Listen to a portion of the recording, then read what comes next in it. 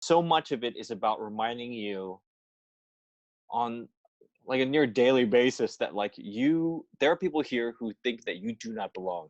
You do not belong here because of this, right? The one look at you, one look at this East Asian appearance, and this goes for so many different groups as well. But like for me, it's like this my appearance here is what sets me apart. You do not belong. You are a guest in this country. I would add it's not just guest, it's sort of ungrateful guest, right?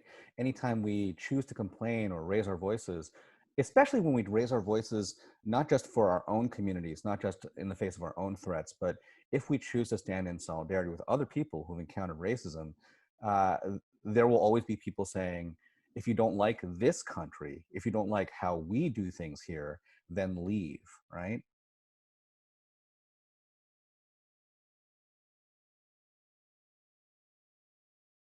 One of the interesting things that I've kind of been struggling with is that when we talk about racism in this country, it's usually black and white, right? Quite literally, we talk about anti-blackness, we talk about whiteness, and occasionally we talk about brown folks.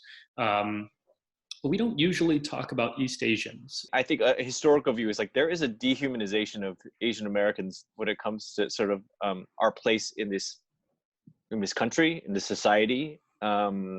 It's just almost like we said before, we're just kind of there. We're kind of just there, but we're not active participants in this citizenship, in this society. And that takes a couple of different forms. It's like just being plain ignored and invisible is when it comes to discussions of race, but also when it comes to just everything else in all levels of society. Every 10 years, 5 years, 8 years, however many years, every generation, America seems to go to war with an Asian country or have some sort of conflict or tension with an Asian country. And every single stereotype, every single bigoted framing for Asians comes back again and is used for a new generation.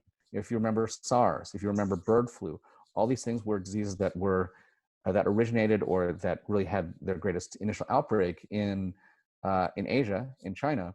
And in each case, they led to circumstances where Chinese in America were then excluded, shunned, attacked, stereotyped. Right. So on the one hand, we look at East Asians as dirty, disease-ridden, all those things that you described. And on the other hand, they are our shining examples of what it means to pull yourself up by your bootstraps and achieve the American dream. And so how does it work that it's possible to have those two exist in tension with one another at the same time? I think you just look at what's happening right now in the last 3 months in this country, and you see this wave of anti-Asian violence. Like none of that really matters. This bootstrap mentality that you can, if Asians can just work hard, we can achieve this dream, and that we are somehow above this, this conflict. You can achieve all these things, but in the end, you're just this guy with this face who brought this disease to our country. Racism doesn't have to make sense.